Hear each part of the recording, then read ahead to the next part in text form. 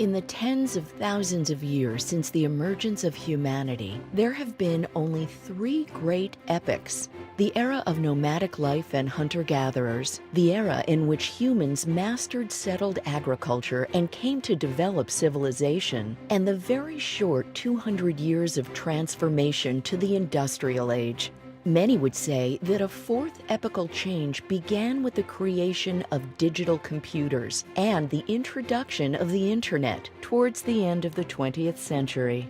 But what does the 21st century and beyond have in store? Many see ahead a transformation as great as these past revolutions, affecting every aspect of human life and society, propelled by accelerating advances and convergence in a number of vital areas of technology, including the life sciences, robotics, artificial intelligence, and energy sources not derived from fossil fuels. What will this future look like? Something close to the utopias conceived by the mind of mankind for millennia? Or more like one of the dystopias envisioned in much of science fiction?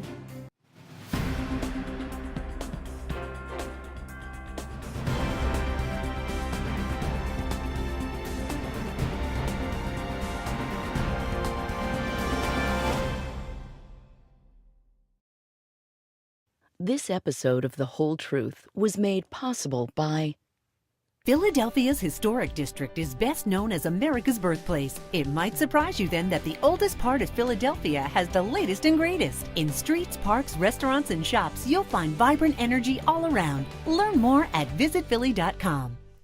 the Millspring Foundation, the Doran Family Foundation, Amatech, and by For hundreds of years, in English-speaking courtrooms around the world, people have sworn an oath to tell not only the truth, but rather the whole truth. The oath reflects the wisdom that failing to tell all of a story can be as effective as lying if your goal is to make the facts support your point of view. In the courtroom, the search for truth also relies on advocates advancing firm, contradictory arguments, and doing so with decorum. All of these apply to the court of public opinion, what John Stuart Mill called the marketplace of ideas. This series is a place in which the competing voices on the most important issues of our time are challenged and set into meaningful context so that viewers like you can decide for themselves the whole truth. There is simply no doubt that we are living today on the leading edge of a great wave, perhaps a tsunami, of technological advancement. Smartphones and the internet now link billions of brains, and the growth curve shows billions more added to this connected human intelligence over the coming relatively few years. At the same time, the pace of artificial intelligence quickens enormously. Together, these trends accelerate the process of acceleration. But what does it all mean? How will our children, grandchildren, and great-grandchildren live, work, play? It's science fiction that many turn to for some of the answers on these questions about our future. But as any follower of the genre knows, there is a sharp divide among the thinkers and writers about the future between those who see a virtual utopia with disease defeated, productive life enormously prolonged, dangerous and menial work given over to the robots, the exploration of space and the exploration of the inner space of all of humanity's highest and best capabilities. But there are others who see any number of forms of dystopia, whether from the breakdown of our intricate and therefore vulnerable technologies or from the success of those technologies, whether it's a world in which only a few people benefit economically from the new technologies while the rest are impoverished, or even a world in which the machines and virtual life forms we are able to create turn against us. These are questions for today's episode of The Whole Truth. Here to discuss these important questions are our guests, Dr. Gregory Stock, Research Professor of Genetics and Genomic Studies and co-director of the Harris Center for Precision Wellness, Icahn School of Medicine at Mount Sinai, Dr. Stuart Prager, Director, Princeton Plasma Physics Laboratory, Edmund Lee, Managing Editor, Recode. Gentlemen, thank you for being with us today. I'd like to start with a question for everyone, which I believe is relevant to all, despite your respective areas of expertise. I will read a quote from the founding executive editor of Wired magazine, Kevin Kelly. He writes, "There has never been a better day in the whole history of the world to invent something. There has never been a better time with more opportunities, more opening, lower barriers, better returns, greater upside than now, right now, this minute. This is the moment that folks in the future will look back at and say, oh, to have been alive and well back then." It sounds like a poem. This is not only about business, but this is about technology. There have been differing views about this, but are we living in the greatest technology era ever, would you say? Dr. Stock. Well, I think it's very clear that there is transformative change that's going on today. And I mean a fundamental transition that 100 years, 1,000 years from now, and I think Kevin really understands this, people will look back at this moment and say, this was a transitional moment. Which moment? This is a moment right now. First of all, the inanimate world was essentially animated when we breathed intelligence into the sand at our feet, okay? Fundamental transition not to be repeated. The other thing that's huge is that biology, through ourselves, we're coming to understand its workings at a intimate enough level, at a profound enough level that we're going to be beginning to manipulate and change those sorts of things, tweak it, alter it. Issues like longevity, lifespan, genetic engineering, and you get, artificial intelligence. So this is a foundational moment, and at a moment of transition like that, there's great opportunity because paradigms are being broken. Life science, how about nuclear physics? I would agree with that statement that this time is the most propitious time for dramatic technological change. However, I would think that you can probably apply that same conclusion to any prior time. Because if you look at the development of the state of knowledge of humankind, it's been progressively going up and up and up. In the 20th century, there was a huge intellectual revolution with the discovery of relativity and quantum mechanics that introduced our understanding of the nucleus, nuclear power. Quantum mechanics led to the computer revolution. So I think it's a true statement, but I don't see any reason to believe that we're at a unique moment. That is, you can say that every prior moment was also uniquely opportunistic in terms of technology. The life science is accomplishing something today like flight. Right, exactly.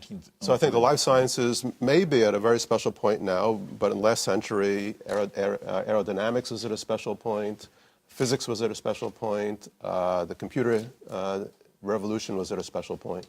I think for context around that statement, I think part of the point of that, what Kevin's really saying there, is the chances, the opportunities are more widely distributed now than ever before. And I think earlier revolutions in technology sort of happened in sort of R&D labs at major corporations or government-funded institutions, and was necessary to sort of get things started. But I think what's happening now, and the infrastructure of technology is such that you can have sort of the garage startup, so to speak, the 2 or 3 coders out of university starting a multi-billion-dollar startup, that kind of thing. Walking around with more gigabytes and a smartphone. But again, you have the Wright brothers or something right, like who that. started out. But I think it really is true that the tools to allow very significant innovations to occur and then to disseminate them quite broadly in ways that can be very successful with small numbers of people and exist right now.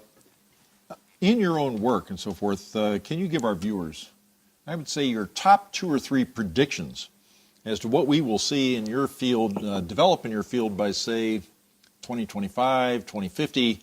What's around the bend, Dr. Stock? Well, I see that the nature of medicine and healthcare will be completely transformed in a highly disruptive way. I think you're going to see a democratization of medicine, a personalization of medicine, a focus on, and by that I mean tailored to the individual.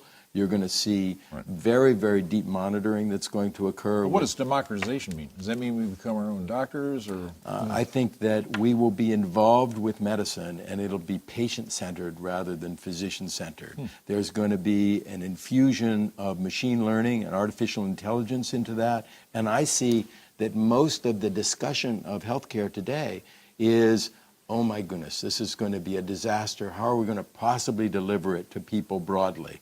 And I think that it will be far better than anything that exists today, that it will be available 24/7, that it'll come through Windows on your phone, basically, that it'll be driven by technology, and So, that so, it'll so be it's going to pretty be cheap. you don't have to have access to the Mayo Clinic, so to speak, in order to have. You'll have access to it, but it'll be through all of the Online. embodiment of that that is going to become, automated. Stuart. I'll say two things. On the opportunity side, you asked in our specific fields. So I work on physics applied to carbon-free energy sources, particularly fusion energy. And if you look at how humankind has produced energy, the period of producing energy by carbon-based sources is going to be a small little blip in time. If you were to plot how we produce energy from 10,000 years ago to 10,000 years from today, it's just going to be a little moment that we're producing energy by carbon-based fossil fuels because we can't continue to do it, and also because we will exhaust it. So we're actually in a unique time period now. It may extend a couple of thousand years looking backwards a little bit, maybe just 50 years looking forward, in which we produce energy by carbon sources. So I think by 2050 and in the couple of decades beyond, we will transition to a carbon-free economy. I'm curious. Carbon is finite. Yes. Carbon sources are finite. Yes. Are there reasons to keep it around? In other words, will we have alternative uses other than just simply burning it up as fuel? I think that's a very good point. I think the answer is absolutely yes. Yes. I mean, these materials that are in the ground, we will need to develop new materials for things we haven't even thought of today. So even putting aside the issues of climate change and the damage of carbon sources to the environment, it's foolish to use up this unique resources that's been built up over millions of years. So I think we're on the cusp of changing to a carbon-free economy. In my own very sub-specialty, I think fusion energy, which is the energy of the universe, will be a key player. Now, when you ask the question, what do we see coming in technology by 2050 or a little bit beyond, it's our nature to think of all the positives and not to be a little tiny bit of a contrarian.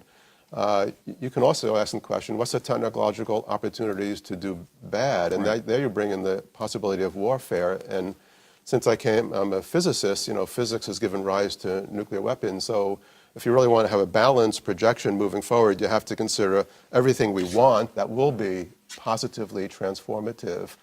But all of that also, most things that you develop that are positive can also be used, horrible to say, for warfare. Right. So I think, in a way, it's a unique field because the negative led the positive there. In other words, the weapon is developed before the civilian applications. That's correct. Yes. That's correct. So there has to be, maybe this will come back to biological revolution, there has to be some alteration in the way that people interact socially because our social development is very obviously being far outstripped by our technological development. That's a critical point. What would you say? It's already happening now, but artificial intelligence is something that will definitely change how we access information, how we access computing, so to speak. So we went from personal computers to now smartphones. What artificial intelligence will allow us to do is to just access information, data, just sort of via voice, via just sort of in a more distributed way. So you're not necessarily going to be walking around with smartphones or what we think of as smartphones today. I think computing power will just be so readily available wherever you are that that's how you will end up interacting and how you will sort of make use of the information or the computing power that's there, whether it's within your home itself or you're at a store or at your office for that matter. And you're not going to be tied to a specific device necessarily. I think that'll be an important revolution in terms of how that's going to change. The other topic I sort of addressed a little bit is the news business itself. I think it's undergoing a massive change right now, has been for at least the last 15 years with the advent of the commercial internet. I do think going forward, it's going to get more difficult for traditional news businesses to operate in the way they have, largely just because the way consumers are looking at news or getting their news is sort of very fractured. There isn't a single source. There isn't it's as much what you hear from your friends, your Facebook feed as anything else. And I think, that there's a potential crisis in that in terms of, we're engaging now in a political process where a lot of people are just disputing facts or deciding which facts that are important to them, if they're facts at all.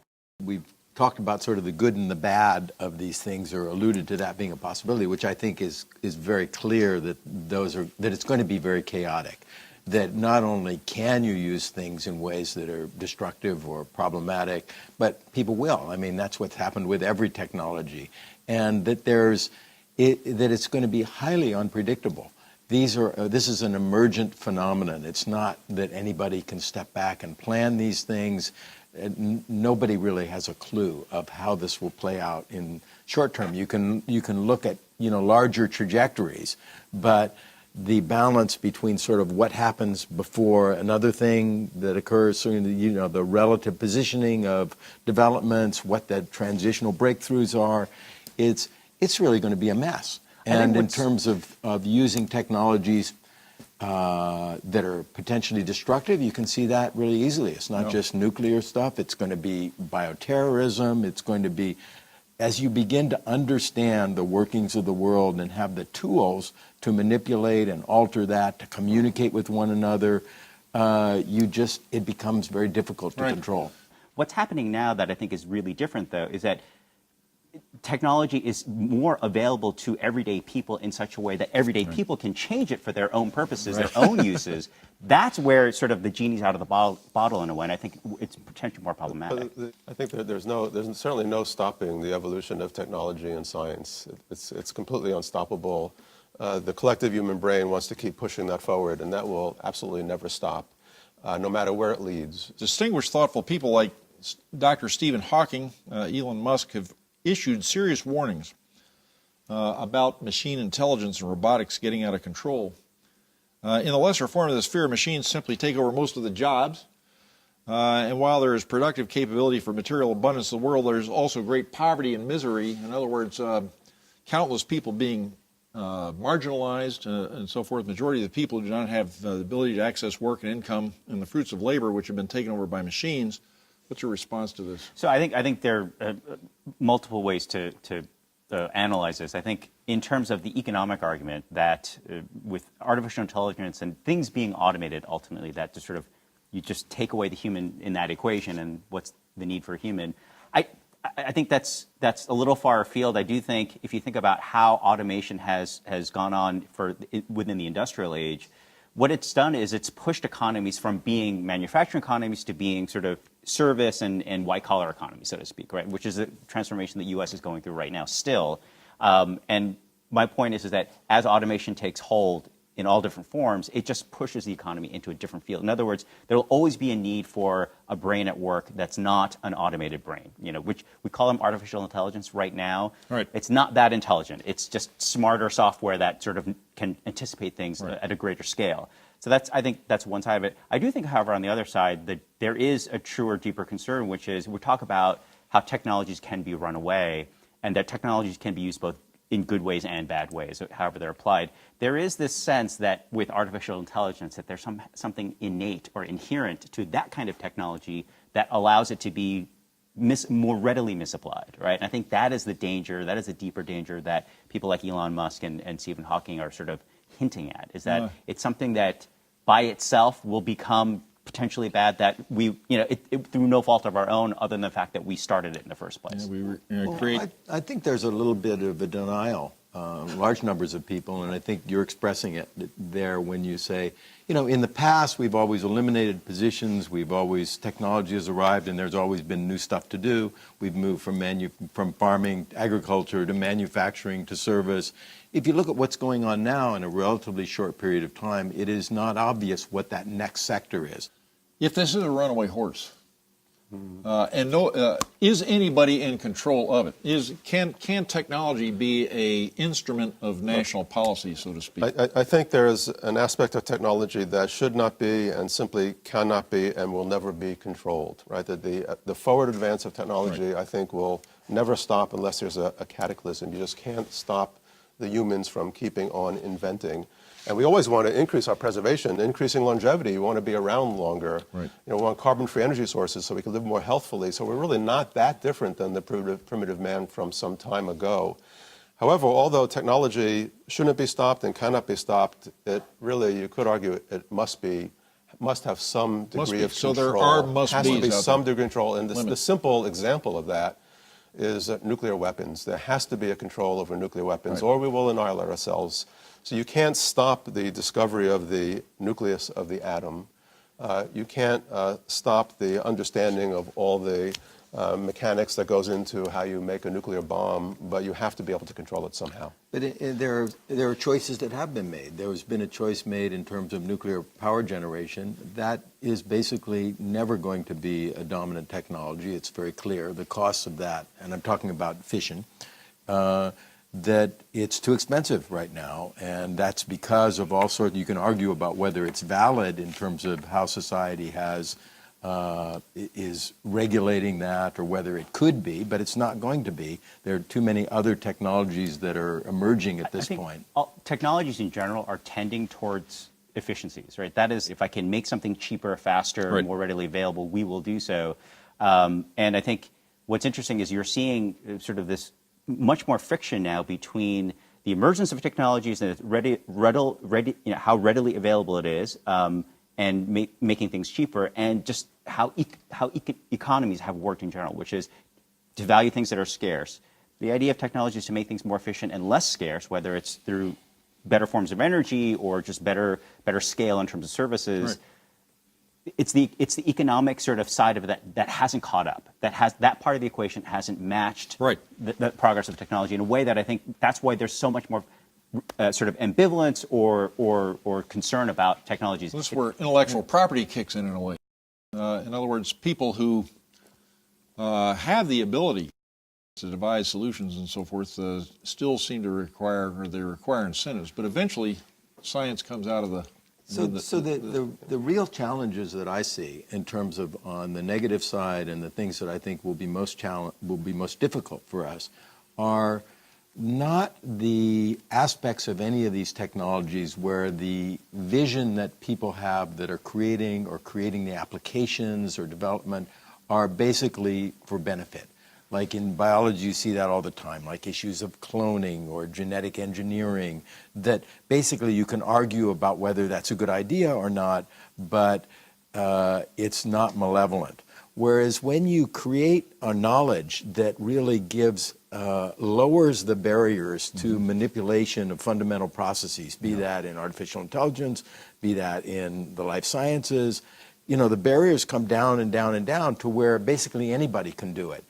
The journey is increasingly going to be an inner journey, and the real issues are how we are going to transform ourselves, because we are here. That's more interesting to most people in terms of who we are, what it means to be human, and that's becoming quite malleable, or has the prospect of becoming malleable in a variety of ways, not just genetic engineering, impacts on lifespan.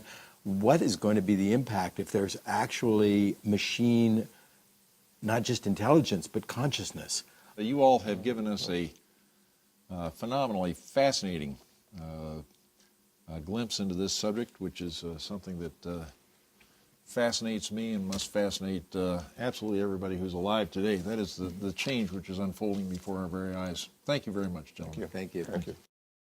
The economist Joseph Schumpeter called capitalism the process of creative destruction.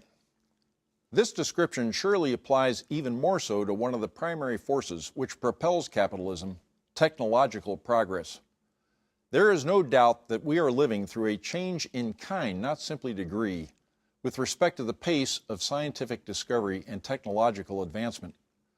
The connectedness of human intelligence and the growing capabilities of artificial intelligence are moving towards the creation of some sort of truly new world. But will it be primarily characterized by material abundance, increased longevity and leisure, and the freedom of human beings of all shapes and sizes and in all places to develop their best selves? Or will it be one of the varieties of brave new world predicted by many novelists about the future? And what of the period of transition? Will large groups of people in all countries, in some entire countries, be essentially disposed of, in an economic sense at least, by the emergence of new technologies? There is no doubt that in all of the rapidly developing fields of human knowledge and capability, from genetics to artificial intelligence to robotics, to the sources of energy production, to the ability to explore in space, bring with them enormous ethical and public policy questions and challenges of a sort never before seen. It seems to me that the whole truth of the future of technology and its effect on humanity lies in whether or not our political and cultural institutions can keep pace with the technological capabilities themselves and provide satisfactory answers to the moral, economic, and societal questions which these technologies will inevitably bring. I'm David Eisenhower, and thank you for being with us on The Whole Truth.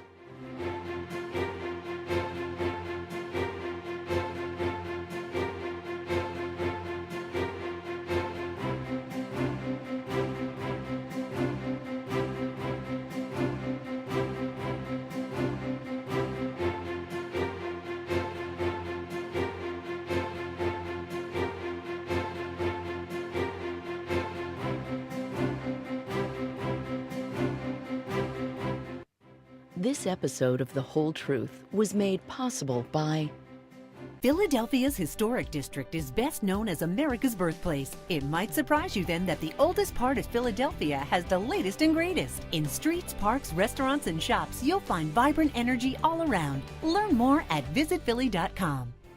the Millspring Foundation, the Doran Family Foundation, Amatec,